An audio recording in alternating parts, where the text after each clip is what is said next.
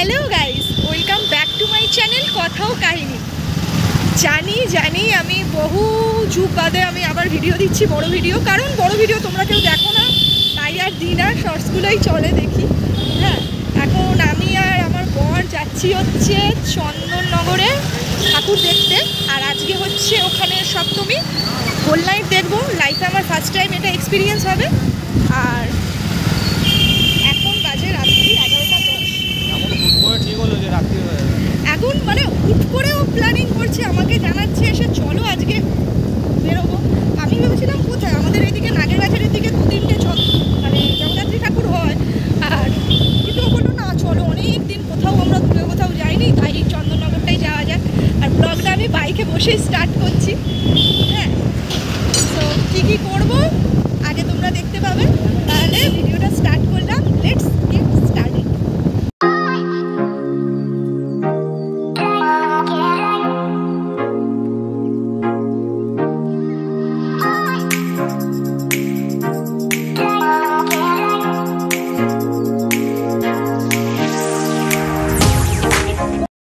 Bike এখন রেখে দিয়েছি, এবার আমরা রওনা দিচ্ছি স্টেশনের দিকে। বাড়ি থেকে উঠবো। আর বাইকটা সত্যি অনেক মানে কম পয়সা নিল, 40 টাকার মধ্যে ওরা রেখে দেবে সারা রাত। প্লাস আমরা হেলমেটগুলো গতিয়ে এসেছি, কিন্তু হেলমেট বললো নিজ দায়িত্বে রাখুন। আমরা বললাম কাকা একটু করো ব্যাপারটা। সবাই দেখছি চেন ফেন দিয়ে বেঁধে টেঁধে রেখেছে, আর আমাদের তো এরকম কোনো এক্সপিরিয়েন্স নেই বাইক রাখার। এখন ট্রেনের টিকিট কাটছি। लोकल 3 नंबर प्लेटफॉर्म में আসছে, कृपया ध्यान दीजिए गाड़ी संख्या 3728 অনেকেই বেরিয়েছে আজকে। लोकल प्लेटफॉर्म क्रमांक 3 पर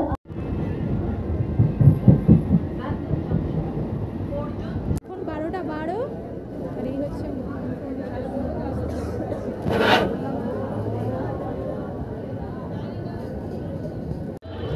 নেমেই এটা হচ্ছে ফার্স্ট ঠাকুর।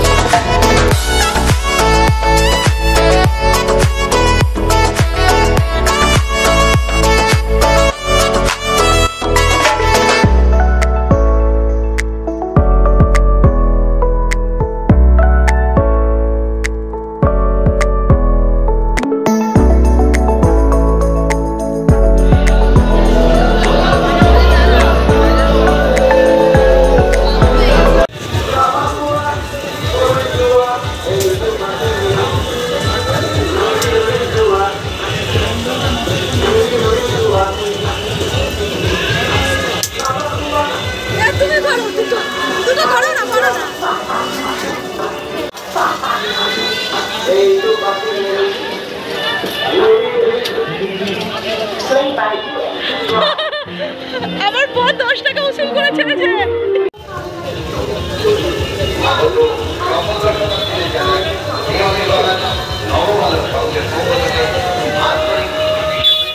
এতগুলো ঠাকুর দেখতে দেখতে ততক্ষণে অবশ্য পায়ের অবস্থা খুবই নাজেহাল হয়ে গেছে। আমার পায়ে একটু ফোস্কা পড়ার ধাত আছে। তাছাড়া এই যে জুতোটা আমি পরেছি আজকে, সেই জুতোটা আমি একবারই পরেছিলাম হচ্ছে মানে দুর্গাপুজোর সময়। তখন হার্ডলি 30 মিনিট মতো আমাকে হাঁটতে হয়েছে, বাকি তো আমি বাইকে করেই রাত্রিবেলা ঘুরেছি। বাট এখানে এতটা হাঁটার পর দুটো পায়ের অবস্থা ততক্ষণে খুবই খারাপ। হ্যাঁ, আর এখানে কি সুন্দর সুন্দর মানে ঠাকুরগুলো করেছে।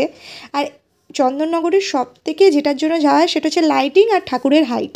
ঠাকুরের হাইট নিয়ে আমি যথেষ্ট স্যাটিসফাইড, বাট ওই বাইরের যে লাইটিংগুলো হয় সেখানে আমার মনে হচ্ছে এবার একটু কম হয়েছে। প্যান্ডেলে নয়, কিন্তু হ্যাঁ বাইরের যে গেটগুলো করে ওগুলো আমার সেই তুলনায় মনে হয়েছে কম হয়েছে। বাকি এখানে যে ঢাকের সাজ, মা জগদ্ধাত্রী দেখলে চোখ মন দুটোই জুড়িয়ে যায়। আর এত বড় বড় ঠাকুর, আমাকে লিটারেলি মানে ফোন সামনে থেকে তো ছবি তোলাই যাবে না, দূরে গিয়ে ছবি মনে হচ্ছে এটা ওই ত্রিধারার মতো করেছে, জানো তো নাকি? আমি যাইনি, ত্রিধারা দেখতে গিয়েও দেখা হয়নি বাবা, যা ভিড়, কে দেখবে?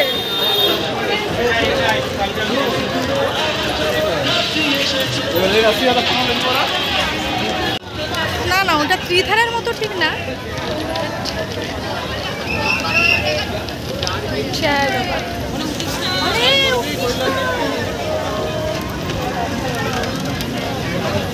ও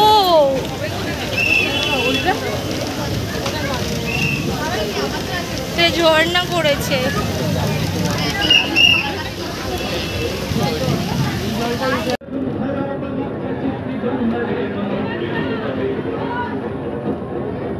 চন্দননগরের সবথেকে একটা সুবিধে কী বলো তো, ওরা না লাইন দিয়ে একদম, যেমন কলকাতায় আমাদের প্রচুর লাইন দিয়ে ঠাকুর দেখতে হয়, ওখানে কিন্তু সেরকম না, হেঁটে হেঁটে একদম মনের আনন্দে ঠাকুর দেখা যায়। এটাই যা পায়ের একটু ধকল, কিন্তু আরও একটা সেটার কারণেও হয় না যে ওখানে জায়গাটাও ছোট, সেই জন্য হয়তো ওরা লাইনটা করাতে পারে না। আর আরেকটা প্রবলেম হচ্ছিল কি, এখানে কিছু কিছু প্যান্ডেল আছে যেখানে সামনে থেকে ঢুকিয়ে আবার অলিগলি দিয়ে মানে উল্টো আরেকটা রাস্তা দিয়ে বার করছিল, সেখানে একটু প্রবলেম হচ্ছিল কি হাঁটাটা আরও একটু বেশি হচ্ছিল। একসে বারকার এক প্যান্ডেল, এমনকি যেগুলো কলকাতায় যেমন সবার ফার্স্ট যে বড় প্যান্ডেলটা দেখলাম ওটা মনে হয়েছিল মুদিয়ালি ক্লাবের ওখানে হয়েছিল, আর একটা কাইন্ড অফ ত্রিধারার মতো হয়েছিল। সো যেগুলো কলকাতায় দেখতে পাইনি সেগুলো এখানে এসে দেখছি, ওটাও ভালো লাগছে, আর নতুনত্ব তো আছেই। আর এখানে দেখো কি সুন্দরভাবে ওই সামনে ফ্ল্যাগটা উঠছে, সেটাকেও পুরোপুরি কাজে লাগিয়েছে যারা প্যান্ডেল তৈরি করেছে। হ্যাঁ,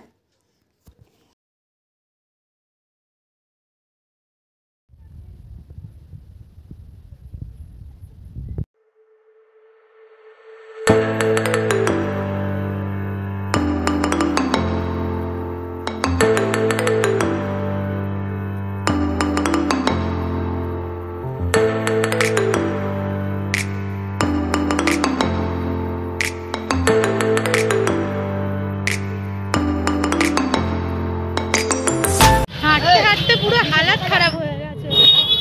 ও তো 2 কাপ চা খাওয়ার পর একেবারে পুরো 2 কাপ চা 2 সিগারেটের পর একদম বিন্দাস আছে, বাট আমার অবস্থা তো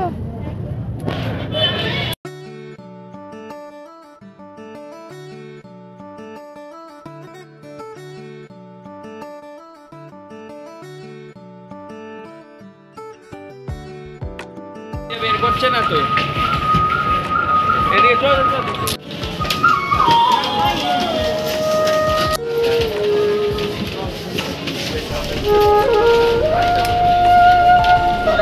बासी मारो, बासी इसको दे दो, हमें बासी मार।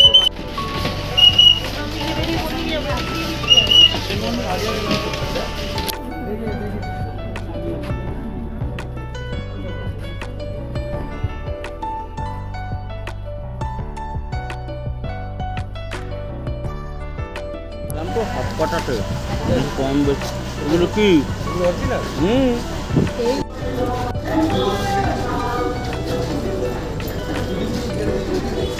সিট দিয়ে ঢুকে আগে ঠাকুরটা দেখেছি, এবার প্যান্ডেলটা দেখছি। এই এটা দেখেছি দেখেছি মনে হচ্ছে না, আমার তো মনে হচ্ছে। হ্যাঁ, 4 মাস 2 মাস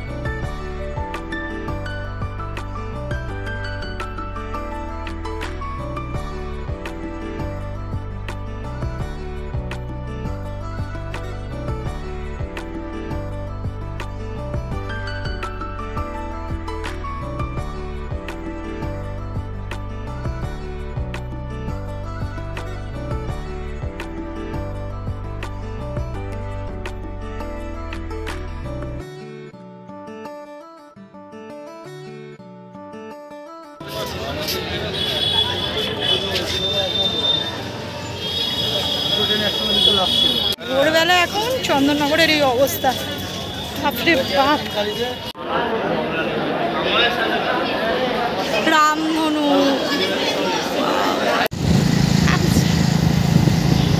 বাড়ি ফেরার রাস্তায়। আর সব থেকে বড় পাওনা ছিল রামধনুটা, আর তার থেকেও বড় পাওনা হচ্ছে এই যে বৃষ্টি। বাপরে